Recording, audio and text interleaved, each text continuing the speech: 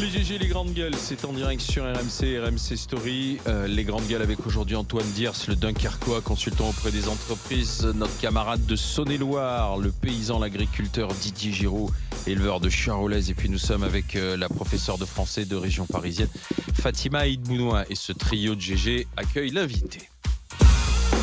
RMC, face aux grandes gueules. Et face au GG, aujourd'hui, le président du Rassemblement national, Jordan Bardella. Bonjour Jordan Bardella. Bonjour et merci de votre invitation. Bonjour Jordan Bardella. Vous l'avez félicité, Allez-y. François Bayrou.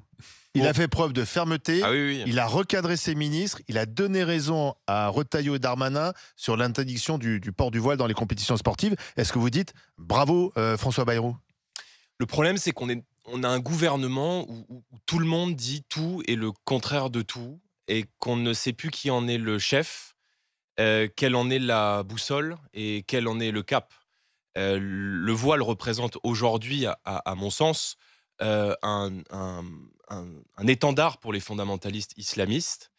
Et c'est vrai que quand on entend la ministre des Sports indiquer qu'elle ne voit pas le problème au port du voile, au port d'un signe religieux, qui est aussi pour moi désormais un symbole de militantisme politique et l'entrisme du fondamentalisme islamiste dans le sport, on se dit que ceux qui nous dirigent sont bien éloignés de la réalité, de ce que vivent les Français et des tensions communautaristes qui existent aujourd'hui dans de François Bayrou nombreux a quartiers tranché. français.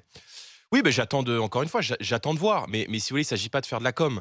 Ce qui fait qu'aujourd'hui, on se pose ces questions et qu'on en est à débattre régulièrement des atteintes à la laïcité, c'est que d'une part, on fait face à une menace islamiste qui s'ancre dans le territoire français, à une idéologie qui ne veut pas se séparer de la société française, mais qui veut conquérir l'ensemble de l'espace public et imposer à l'ensemble de la société tous ces interdits. Et moi, ce qui me frappe, c'est que on a le sentiment que dans beaucoup de pays, dans certains pays du Golfe, on se bat notamment contre le port du voile, que les femmes se battent pour retrouver cette liberté et se séparer de cette oppression, et qu'en France, certaines se battent pour le mettre. Donc, on a le sentiment non seulement d'une société à deux vitesses, et de l'autre d'une politique migratoire qui est quand même un peu le phénomène politique qui est responsable aujourd'hui des tensions communautaristes dans le pays, qui n'est pas du tout jugulé. Donc, il s'agit pas, c'est pas que le sujet du voile dans le sport, c'est un sujet beaucoup plus global.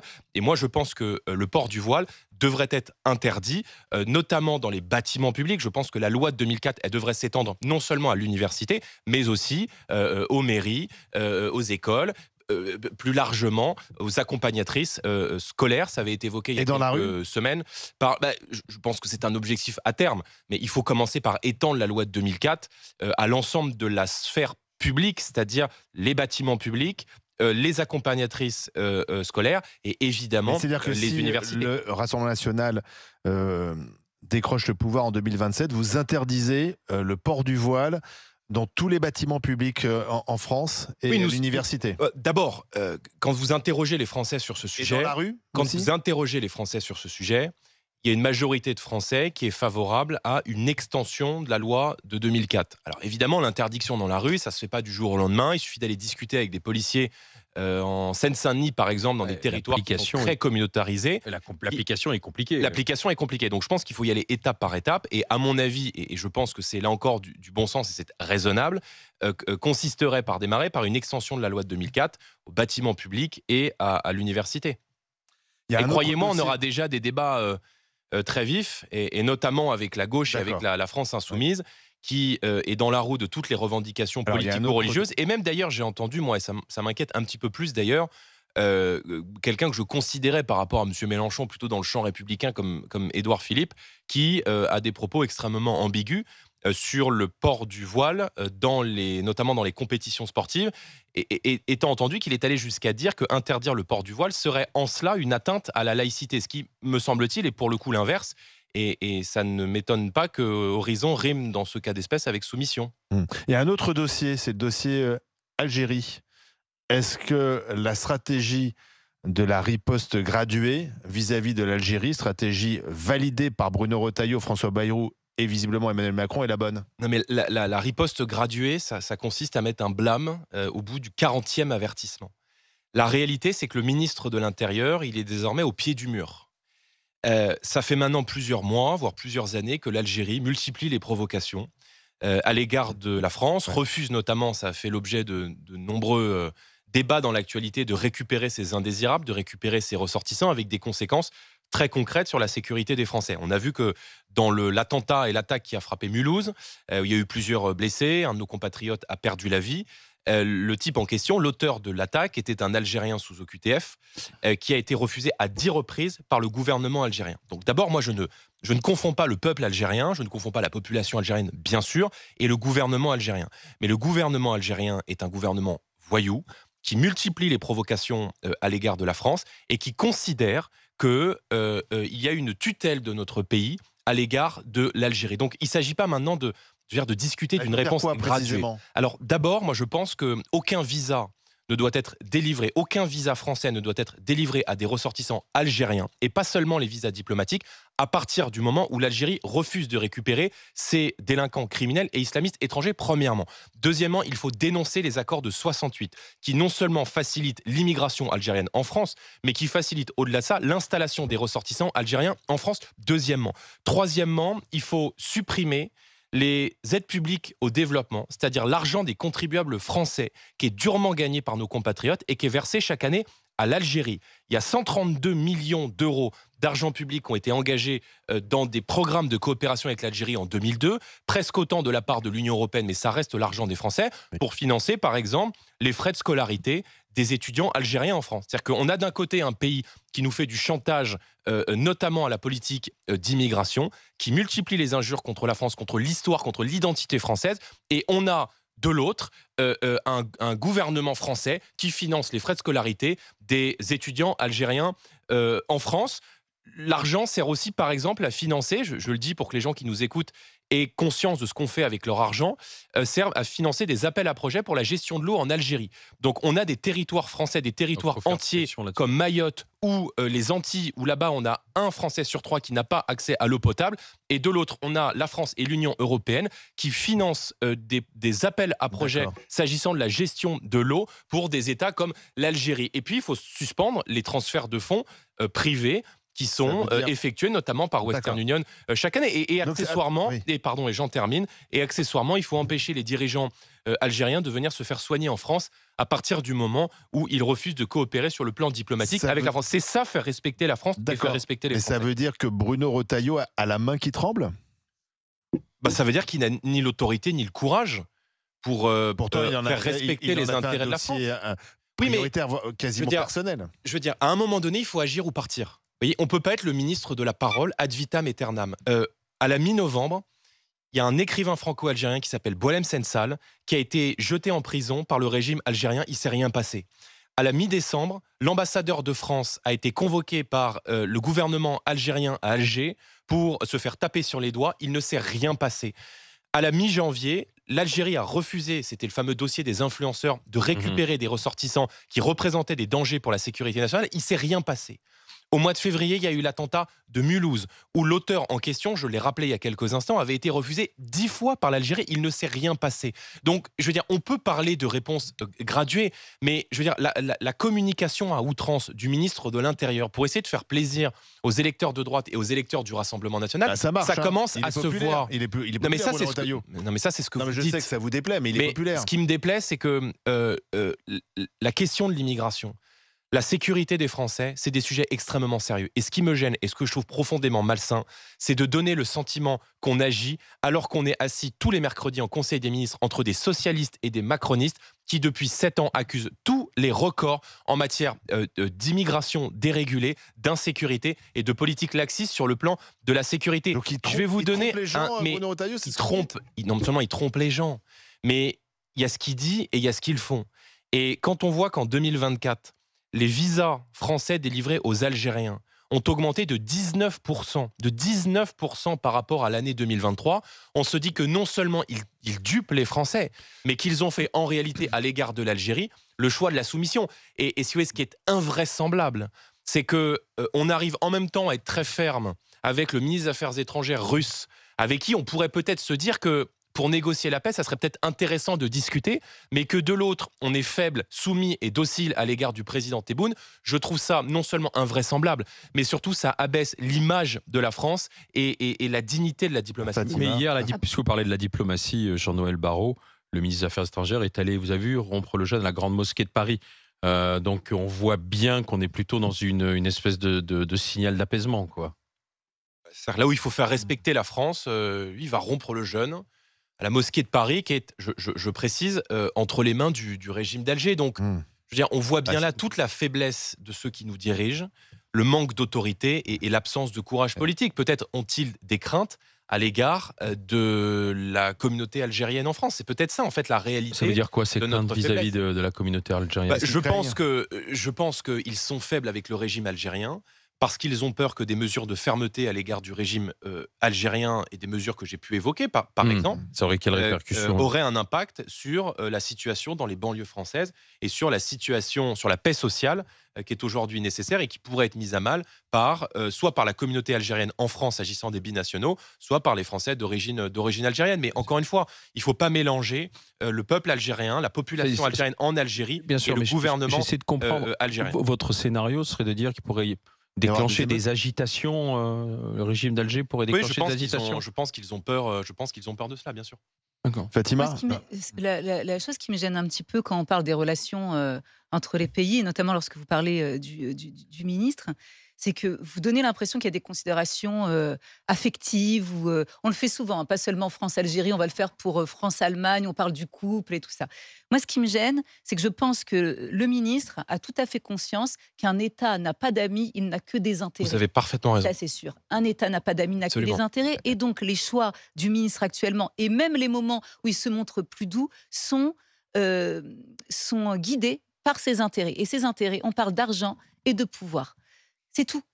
On ne parle pas de se soumettre ou non, parce que ça peut être des fausses postures aussi. Après, moi, c'est ce qui me gêne un peu. Alors, il y a ces petites formules, parce que vous aussi, vous dites, même tout à l'heure, quand vous parliez vous avez dit tellement de choses sur la liberté. Pareil, vous dites il y a des gens qui se battent pour le voile, et puis de l'autre côté, on se bat pour pouvoir mettre. Les gens ici, en France, par exemple, les féministes qui parlent du voile, elles ne se battent pas pour que les femmes mettent le voile. Elles se battent pour qu'elles aient la liberté de le mettre. C'est très important, cette nuance. Qu'est-ce que vous pensez à ça d'ailleurs, justement? Alors, peut-être qu'on ne sera pas d'accord sur ce sujet, mais je considère que le voile n'est pas un symbole de liberté. Je considère qu'il est un symbole de soumission de la femme et que cette vision profondément discriminante et inégale entre l'homme et la femme ne fait pas partie de la culture française et de la culture européenne. Et c'est vrai que quand on voit, par exemple, en Iran, des femmes qui sont persécutées, violentées, notamment par le régime et par les fondamentalistes islamistes, parce qu'elles souhaitent retirer le voile, et que de l'autre, dans certaines banlieues françaises, des jeunes françaises, parce qu'elles sont de nationalité française, se battent pour mettre le voile. Oui, je ne Mais- comprends pas cela, et je trouve que ça n'est pas fidèle à l'image, à la liberté que nous devons Mais accorder aux femmes en France. Et il y a beaucoup de quartiers où les femmes sont contraintes aussi de mettre le voile, non pas par choix, en raison de la pression des fondamentalistes islamistes, et aussi parce que c'est l'assurance de pouvoir rentrer chez soi en toute tranquillité et en toute sécurité. Moi, je peux comprendre C'est que... une conviction Oui, personnelle. oui, mais je peux comprendre que vous ne compreniez pas. Mais lorsque vous rencontrez, par exemple, des jeunes femmes voilées qui vous disent « c'est mon choix, c'est mon libre choix », le problème, c'est que si vous leur dites « je ne pense pas que tu puisses être libre », vous doutez de leur liberté de conscience, de leur liberté de penser, ou de leur capacité même. C'est ça le problème. C'est qu'au bout d'un moment, là, c'est pour ça que je vous dis, il y a un moment où vous avez l'intention de rencontrer ces jeunes femmes et d'en parler avec elles, ça pourrait être un Moi, moment intéressant. j'ai grandi dans une cité HLM à Saint-Denis, donc par définition, j'ai côtoyé Oui, bah oui, beaucoup de jeunes femmes qui, et d'ailleurs, je vais même vous dire, qui, quand elles sont rentrées au collège dans un état d'esprit parfaitement laïque, et qui, lorsqu'elles sont sorties du lycée après le bac, après les cours, sortaient du lycée et portaient le voile sur la tête. Aussi parce que la pression qui était exercée par les grands frères et la pression qui était exercée par des groupes religieux dans les quartiers les conduisait à porter le voile.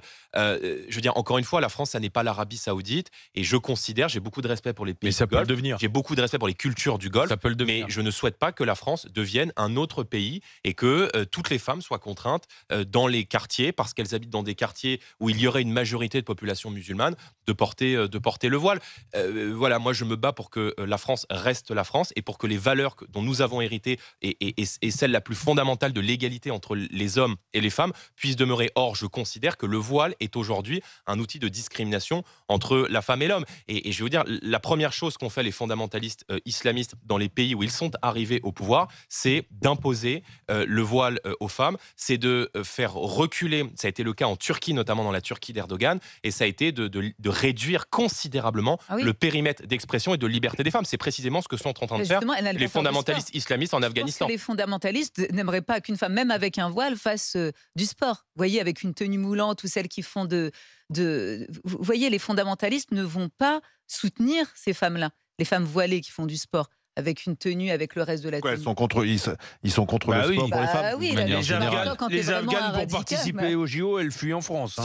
Il est Et 11h20, quelques-unes Jordan qui, Bardella, président du Non, c'est Rassemblement les national, Iraniennes, reste les avec nous. Iraniennes. Question dans un instant. Antoine Diers et Didier Giraud. À tout de suite. RMC, 9h midi, les grandes gueules.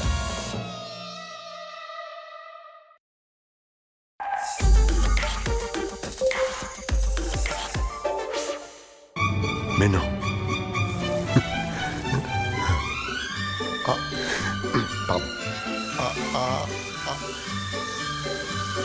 Tentez de gagner jusqu'à 20 000 € par mois pendant 30 ans avec le jeu de tirage Eurodreams.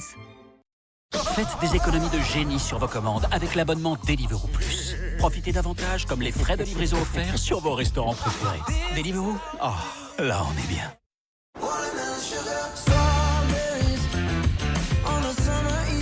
Et si c'était le bon moment pour faire votre Electric Move? Nouveau Kia EV3 100% électrique, jusqu'à 605 km d'autonomie. Kia, movement that inspires. Découvrez Kia EV3 durant le mois de l'Electric Move, à partir de 257 € par mois.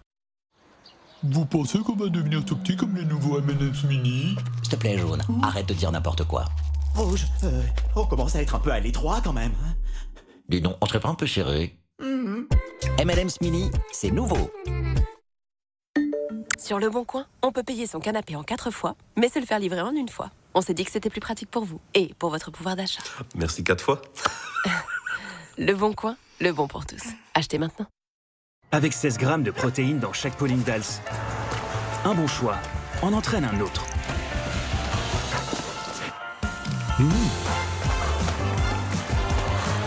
Lindals Protéines. Good move.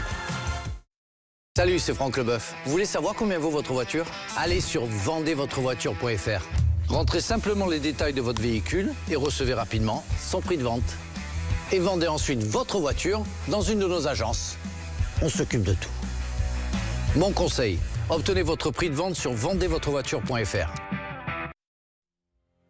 Pour être toi, pour être prêt. La vraie qualité va au-delà du design et du confort ressenti. C'est la sensation d'une lame neuve qui dure encore, encore et encore. Gillette Labs, notre meilleur rasoir, offrant jusqu'à 30 rasages confortables par recharge et des lames qui durent jusqu'à 50% plus longtemps que le rasoir 5 lames le plus vendu du marché. Gillette, la perfection au masculin. Félicitations, vous allez porter des lunettes. Pour les montures, épaisse, affirmée, glamour, définitivement. Les montures écailles, avec ça tu seras parfaite. Pour les montures, maman, il te faut de la couleur, de la couleur, de la couleur. Pour les montures, vous aviez un style en tête? En fait, je voudrais un style qui aille avec mes envies. Style sur mesure Lissac. Trouvez votre style. Le seul, l'unique, le vôtre. Lissac, l'opticien qui change la vue. Dispositif médical CE. Il y a beaucoup de personnes qui ont peur d'appeler leur assureur. Ils vont se dire, ah, de toute façon, je vais me faire avoir, ça va mal se passer. Et la première chose à faire, c'est de rassurer les clients. Moi, je suis très entière, très empathique. C'est un trait de caractère qu'il faut absolument avoir pour faire ce métier-là. Je me dis, si c'était moi, comment je réagirais? Je fais très attention à mon ton de voix. Je m'adapte à chaque personne que j'ai au téléphone. On n'est pas que des conditions générales, on est humain aussi.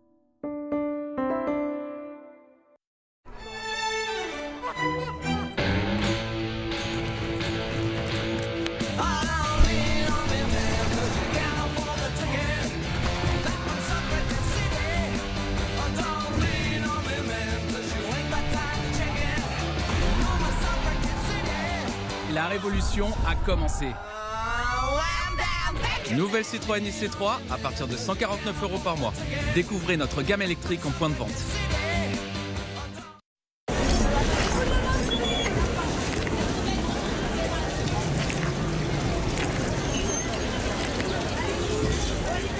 Bien ici, projetez-vous vraiment dans votre futur logement.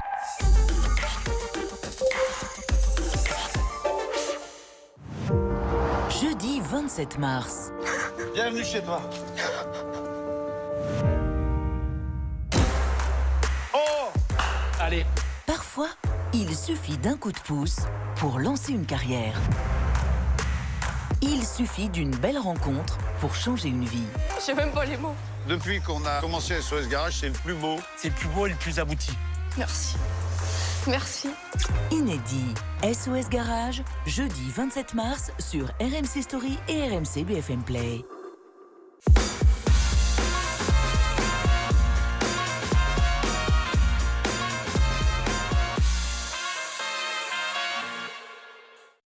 RMC. Alain Marchal, Olivier Truchot. Les grandes gueules.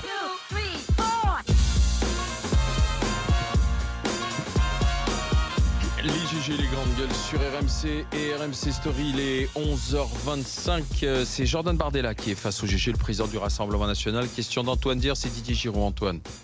Oui, alors je surprendrai personne en disant que ce que j'ai entendu me plaît beaucoup sur le bras de fer avec l'Algérie, sur la lutte contre l'immigration, le voile, la sécurité. Après, il y a un sujet, moi, qui me tient beaucoup à cœur en ce moment, c'est l'économie. L'économie française, la situation de déficit public de notre pays, qui constitue un élément aussi important que le reste, aussi important que tous les sujets qu'on a pu évoquer. Et là-dessus, la ligne du Rassemblement National me semble un peu faible. Là aussi, vous êtes prévisible. Vous avez une... attendez que je finisse ma question. Vous avez une base populaire, ouvrière, qui attend de l'emploi. L'emploi industriel est fondamental dans notre pays pour cette base populaire ouvrière. Mélanie a montré qu'une politique libérale recréait des emplois, elle a réussi à améliorer sa balance commerciale, l'Italie va bien, va mieux, donc c'est possible. Et je trouve que la politique économique du RN reste sur des choses un peu anciennes, qui refusent la libéralisation, qui n'allègent pas beaucoup les normes. Sur la retraite, votre position, elle est un peu décevante aussi. Et donc, tout ça, je me dis, mais ils ont raison sur beaucoup de choses, et il manque ce point pour que des gens de droite comme moi se disent, bien entendu, le RN, on y va, ils peuvent remettre la France sur le droit chemin. Est-ce que vous êtes des libéraux, quoi, en fait ? Moi, je suis un militant de la croissance et de la production. Je crois que l'un des plus grands périls de notre société, de notre pays, c'est que la France et les économies européennes sont en train de devenir des économies de consommateurs et non plus des économies de production. Et quand on se compare avec les États-Unis, on s'aperçoit que le décrochage avec les États-Unis est sans précédent, qui ne date pas d'ailleurs de Donald Trump, mais en réalité, depuis 2008, on voit que la France et l'Europe décrochent par rapport aux États-Unis pour une multitude de raisons. D'abord, on a une énergie qui est trop chère et qui est aujourd'hui un frein à la réindustrialisation et à la vie économique de nos entreprises. On se rend compte que la surchauffe réglementaire dans laquelle est engagé à la fois l'État depuis plusieurs années et le Parlement européen, parce que vous me dites, on ne dit rien sur la simplification. Moi, je mène un combat depuis que j'ai été réélu au Parlement européen, c'est un combat contre le Green Deal. Aujourd'hui, au nom de l'écologie punitive, au nom de la défense de l'environnement, on multiplie les normes et les contraintes sur les chefs d'entreprise, et pas seulement d'ailleurs sur les grandes entreprises, mais sur les TPE, PME, sur les agriculteurs, avec notamment le pacte vert et la stratégie de la ferme à la fourchette, qui consiste en même temps à durcir les normes, à multiplier la surchauffe réglementaire sur les entreprises françaises, et de l'autre, à laisser rentrer dans notre pays et dans notre économie, de par l'importation des produits qui ne sont pas soumis à ces normes. Il faut sabrer dans les normes. C'est le vrai problème qu'on a aujourd'hui. Il faut sabrer dans les normes et l'administratif. Sur l'agriculture française. Donc, il faut simplifier l'économie française. Il faut mettre fin aux surtranspositions abusives du Parlement européen. Donc, énergie, simplification. Troisièmement, il faut une fiscalité de croissance. On se rend compte que l'un des freins à la réindustrialisation du pays, ce sont nos impôts de production. Les impôts de production, ce sont les impôts les plus injustes parce qu'en réalité, ils pèsent sur le haut du compte d'exploitation. Les chefs d'entreprise sauront de quoi je parle. Et on se rend compte que la France a des impôts de production qui sont 2 fois plus élevés que la moyenne européenne. Donc il faut un réalignement compétitif en la matière.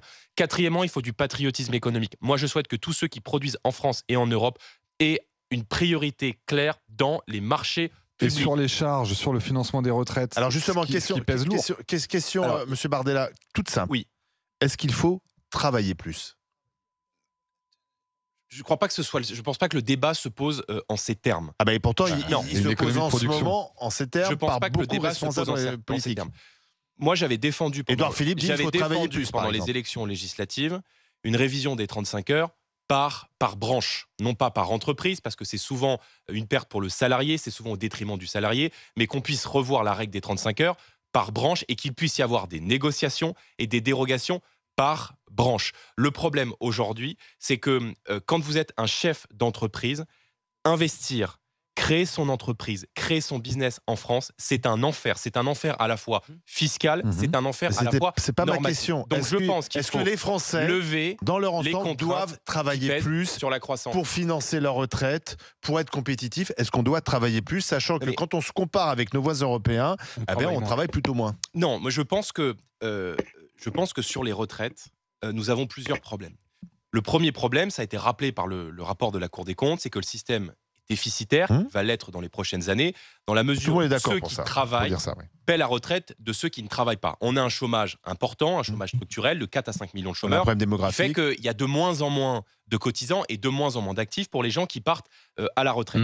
Donc d'abord, je pense qu'il faut faire des économies dans la mauvaise dépense sociale et dans les mauvaises dépenses de l'État. Les dépenses sociales, c'est globalement un tiers des dépenses de l'État, il y a un autre tiers qui va dans les dépenses de fonctionnement. Et moi, j'ai proposé sur le modèle de ce que sont en train de faire les Américains, qu'on mette en place un ministère chargé de l'efficacité gouvernementale et qu'on ait des gens Elon Musk ligne par ligne, soient chargés tous les jours sur 5 ans de reprendre les dépenses de l'État, de regarder les dépenses de l'État et chaque jour de générer des économies. Avec une tronçonneuse est-ce qu'il faut s'inspirer de ce qui se passe aux États-Unis où du jour au lendemain on vire des chercheurs, des fonctionnaires? Non, c'est ce qu'il faut faire. Je pense que faire. la méthode elle est brutale. En revanche, il y a 1200 agences gouvernementales qui sont des agences à l'utilité plus que discutable. Je vous donne 2 exemples. Ce sont les agences régionales de santé qui font doublon avec les compétences du ministère. Il faut les supprimer. Et qui, en période de crise sanitaire et pendant le Covid, proposent de fermer des lits d'hôpitaux à contrario des consignes qui sont données par le ministère. Donc je pense qu'il y a des domaines comme la santé. Vous supprimez les ARS. Supprimer les agences régionales de santé. On remet la santé entre les mains de l'État et entre les mains du préfet, c'est-à-dire entre les mains d'un préfet délégué à la santé. Il y a des agences, l'agence de l'ADEME par exemple, sur le développement durable, sur la défense de l'environnement, qui fait des campagnes de publicité pour dire aux Français combien de fois par semaine on doit laver son linge, on doit laver son jean, on doit laver son slip, on doit laver ses t-shirts. Je pense que tout cela coûte énormément d'argent à l'État. Et ce maquis d'opérateurs publics, c'est entre 70 et 80 milliards d'euros. Donc, il faut évidemment alléger la mauvaise dépense publique pour remettre de l'argent dans la bonne dépense publique. Sur les dépenses sociales, je pense que les allocations familiales, que les aides sociales, on doit revenir à un principe qui est la solidarité nationale, doivent être réservées aux citoyens français. Il y a effectivement le sujet du financement des retraites, il y a le sujet de la dépendance pour les personnes âgées. Vous n'avez pas dit 62 ou 64 ? Et quand on voit... Alors, moi, je pense qu'il y a évidemment un sujet, il y a un sujet de financement. Nous avons défendu pendant la présidentielle un âge de départ légal à 62 ans avec 42 annuités. Donc, si vous commencez à travailler évidemment à 20 ans, vous allez partir plus tôt que si vous commencez à travailler à 25 ans. En revanche, l'effort budgétaire que nous souhaitons faire, ce sont pour les carrières longues. Et c'est vrai que j'avais assumé pendant les élections législatives de permettre à ceux qui avaient commencé à travailler tôt, c'est-à-dire les carrières longues, de pouvoir partir à la retraite à 40 annuités, parce qu'il y a des gens qui n'ont pas la chance que nous avons. Il y a des on l'aggrave, d'accord. Vous l'aggravez même. D'accord. Ça coûte plus cher. Excusez-moi. Je vous dis à Cour des comptes. Pas moi. Vous l'avez cité à Cour des comptes. Je vous ai parlé. À Cour des comptes, à 62 ans, c'est plus cher que 64 ans. Je vous ai parlé des économies à faire. Il faut consentir évidemment à une baisse de la dépense publique pour remettre de l'argent dans la dépendance et dans la prise en charge de notre système de retraite. Mais je veux dire, si on ne recrée pas un cycle économique vertueux, si on ne permet pas aux entreprises de recréer de la croissance, de la richesse et donc de l'emploi, Donc, il faut par une dépenser toujours politique plus pour en nos faveur retraites. des entreprises et par une politique en faveur de la croissance et de la production, on ne recréera pas de l'emploi et on ne résorbera pas non plus il y a le rien déficit des retraites. Moi, Mais je sais qu'il y a un autre sujet sur j'ai une la dose de question très capitalisation. précise. Je sais qu'il y a un autre sujet sur la Vous dose êtes de d'accord avec ça ? capitalisation. Ce qui est certain, c'est qu'aujourd'hui, le sujet, c'est pas capitalisation ou pas capitalisation. Il y a aujourd'hui dans la fonction publique les fonctionnaires qui ont accès à une dose obligatoire de capitalisation. La question, c'est est-ce que les salariés du privé doivent être les seuls à ne pas avoir accès à cette, non pas à cette retraite par capitalisation, mais à cette petite dose qui pourrait être un complément. Didier. Moi, j'ai une question concernant l'Europe, parce que c'est formidable. Depuis le temps qu'on se côtoie, qu'on se voit autour de cette table, c'est vous qui l'avez évoqué. Je n'ai pas besoin d'aller vous chercher. Vous êtes aujourd'hui élu. Vous êtes non, c'est sur l'Europe et le Mercosur. Vous êtes aujourd'hui élu européen. Vous avez suscité beaucoup d'espoir dans les campagnes et entre autres vos amis qui portent un bonnet jaune. La coordination rurale. Par rapport justement à cette opposition au Mercosur et par rapport au fait qu'il y a aujourd'hui un vent, allez, je veux dire comme ça, un vent nationaliste qui souffle à l'Europe et votre capacité à faire des alliances avec vos amis européens devait imposer les clauses miroirs et le fait qu'on ne puisse pas faire n'importe quoi dans l'Europe en termes d'import de produits. Et moi, je trouve que la montagne a accouché d'une souris et je trouve qu'aujourd'hui, à l'Europe, votre action, elle a quand même du mal à fédérer et j'arrive pas à comprendre comment tous les partis qui ont fait plutôt un raz-de-marée comme vous, qui sont plutôt nationalistes, ils n'arrivent pas à se rassembler sur ces questions-là, quoi. Alors, il y a plusieurs sujets dans ce que vous évoquez. D'abord, vous me l'admettrez, je n'ai pas gagné les élections en France. Et donc, effectivement, nous avons un groupe important, on a le 3e groupe du Parlement européen, mais malheureusement, pour imposer des clauses miroirs, pour imposer la simplification pour nos agriculteurs, pour défendre l'avantage fiscal sur le GNR, il faut à un moment donné que les Français nous accordent une majorité, parce que sinon, dans l'opposition, vous pouvez défendre un certain nombre de dossiers, vous pouvez être le porte-voix du monde agricole et de la souveraineté alimentaire, mais vous n'avez pas les leviers pour enclencher les décisions que vous souhaitez prendre. Deuxièmement, sur le plan européen, on a le 3e groupe du Parlement européen. Aujourd'hui, le Parlement européen, c'est la nouveauté depuis le mois de juin, il penche plutôt à droite. Moi, très simplement, je pense que... alors, il y a le sujet du Mercosur, j'ai parlé du pacte vert. Je pense que l'un des freins aujourd'hui au développement de la puissance agricole française, c'est le pacte vert et c'est toutes les normes qui sont induites par le Green Deal. Bon, j'ai proposé que tous les partis politiques, tous les groupes politiques de droite au Parlement européen, le mien, celui des conservateurs, celui de la droite, du PPE, puissent s'allier, parce que si nous nous allions, nous avons une majorité. Donc, j'ai proposé qu'on s'associe pour faire sauter le Green Deal et notamment pour faire sauter la stratégie de la ferme à la fourchette qui, par la multiplication des normes, va entraîner dans les 20 prochaines années, on le sait, une baisse de 15 à 20% du nombre d'exploitations et du nombre de cheptels en France. Non, mais c'est surtout l'indépendance alimentaire de l'Europe qui est en cause. Mais je suis entièrement d'accord. Mais c'est pas moi qui, depuis 20 ans, signe les accords de libre-échange et fait le pacte vert, menace l'avantage fiscal sur le GNR, refuse de mettre des clauses miroirs. Ça, c'est ce que nous défendons. Et je crois qu'il y a beaucoup d'agriculteurs qui se retrouvent aujourd'hui dans le projet de souveraineté alimentaire et de défense de la puissance agricole française que nous défendons. Il y a une question sur l'actualité internationale. Aujourd'hui, qui pour vous est un obstacle à la paix ? Poutine ou Zelensky ? Il se trouve que c'est Poutine qui a déclenché la guerre. Donc c'est Poutine l'obstacle à la paix. Moi, évidemment, ça change tout. Enfin, les déclarations des uns et des autres font que la situation est mouvante depuis maintenant 15 jours à 3 semaines. Et depuis notamment l'incident dans le bureau ovale.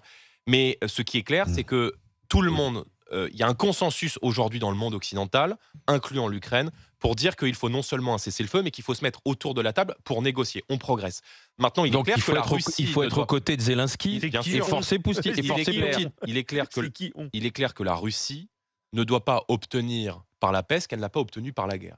Et il est évident que la première des garanties de sécurité qui doit être accordée à l'Ukraine est de faire en sorte qu'on ne démilitarise pas l'Ukraine. Parce que depuis ces dernières années, à plusieurs reprises, le président Poutine a violé les cessez-le-feu qui avaient pourtant été signés par la Fédération. Donc la menace, c'est bien Poutine aujourd'hui.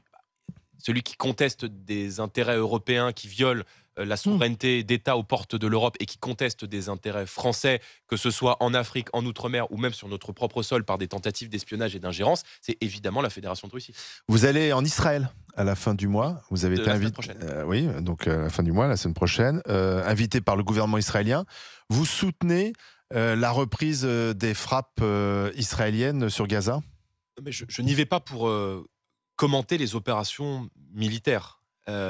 J'y vais parce que je crois qu'il est de notre devoir, dans un temps politique et pour un mouvement politique qui a vocation à arriver au pouvoir, de dialoguer avec toutes les nations du monde qui mènent un combat contre le fondamentalisme islamiste. Donc vous soutenez le gouvernement Israël Netanyahou? mène ce combat contre le fondamentalisme islamiste. Je n'y vais pas pour parler du conflit, j'y vais pour parler de la lutte nécessaire contre l'antisémitisme et notamment de la remontée de l'antisémitisme et des actes antisémites depuis notamment le 7 octobre. Et il faut bien le dire Oui, mais aussi. on aimerait connaître votre pris en position sur le étau, conflit. ma position sur le conflit, elle est extrêmement claire. Et c'est d'ailleurs la position historique de la France depuis toujours. C'est celle d'une solution à 2 États, mais solution à 2 États qui est aujourd'hui rendue impossible par la persistance et l'ancrage du Hamas dans la bande de Gaza, qui est une organisation terroriste. Et au-delà de ce qui se passe au Proche-Orient, moi, mon inquiétude, c'est de constater avec une forme d'inquiétude que l'idéologie du Hamas, elle est déjà sur le sol français. Vous voulez pas vider la bande de Gaza comme Donald Trump? Je pense que c'est un projet qui est extrêmement ambitieux, et je mets des gros guillemets. Encore une fois, vous dites la c'est position ambitieux, de la ambitieux. France- Vous n'avez pas dit que vous étiez contre. Mais parce C'est que ça n'a plutôt pas de sens. utopisme. Mais parce que ça n'a pas de sens au moment où on se parle. Mais est-ce que vous dites que le problème, ce qui empêche la création des 2 États, c'est le Hamas? Est-ce que la politique de Netanyahou empêche également aussi d'aller vers cette paix souhaitable? Il se trouve que le 7 octobre, c'est la nation israélienne qui a été Donc vous ne condamnez attaquée pas dans ce que sa fait chair. le gouvernement Netanyahou en ce moment? Je suis pas là pour condamner ou pour pas Bah, condamner. si, vous le C'est une faites guerre. bien sur Voilà, d'autres ce que je sujets. déplore, ce sont les pertes civiles. Parce que il y a dans cette guerre, comme dans la guerre aux portes de l'Europe que nous avons mentionnée, des pertes civiles, des pertes extrêmement lourdes. Et évidemment que, comme dirigeant occidental, il faut s'inquiéter des pertes civiles. Maintenant, ce conflit, il dure depuis plusieurs décennies. Que toutes les puissances occidentales ont tenté, par des initiatives diplomatiques, à commencer par la première puissance mondiale, les États-Unis, notamment dans les années 90, de négocier et de mettre autour de la table les puissances belligérantes. Mais encore une fois, nous avons dans ce conflit une nation occidentale qui lutte pour sa sécurité, et de l'autre, et je ne parle pas de la Cisjordanie, mais en l'occurrence là, puisque vous m'interrogez sur la bande de Gaza, une organisation terroriste qui veut anéantir l'État Israël et qui a commis des atrocités le 7 octobre dernier. Il nous reste 1 minute. Vous préparez au 31 mars à l'inéligibilité éventuelle de Marine Le Pen? Non, à prendre la suite. Je ne prépare pas. Je l'ai dit, Marine Le Pen est innocente des faits qui lui sont reprochés. Il faut envisager le scénario. Évoquer une potentielle inéligibilité avec exécution provisoire, c'est-à-dire sans possibilité de faire appel de cette décision-là et de cette sanction-là devant les tribunaux, pour un désaccord administratif. On ne parle pas d'emploi fictif, on ne parle pas d'enrichissement personnel, on parle d'un désaccord administratif sur la façon dont ont travaillé les assistants du Parlement européen. Un scandale démocratique. M'apparaît invraisemblable et m'apparaît être un scandale démocratique. Juste, à quoi sert la peine d'inéligibilité avec exécution provisoire? Elle sert précisément à préserver non seulement d'une potentielle récidive, mais surtout d'un trouble à l'ordre public. Je pense que le trouble à l'ordre public viendrait précisément d'une impossibilité pour quelqu'un qui a été candidat 3 fois à l'élection présidentielle, de pouvoir être candidat. Mais d'accord, mais vous êtes président d'un parti, et présider, c'est aussi anticiper. Donc si Marine Le Pen ne peut plus se présenter, est-ce que vous êtes, vous, prêt à être candidat pour 2027? Je ne me mets pas dans ce scénario et je ne me mets pas dans cette hypothèse. Merci à vous. Jordan Bardella, président du Rassemblement National. Merci d'avoir été avec nous. Suite des GG avec Fatima, avec Antoine et avec Didier, justement pour commenter les prises de position avec vous au 32-16 de Jordan Bardella. Tout de suite. Dis-moi là. RMC jusqu'à midi. Les grandes gueules.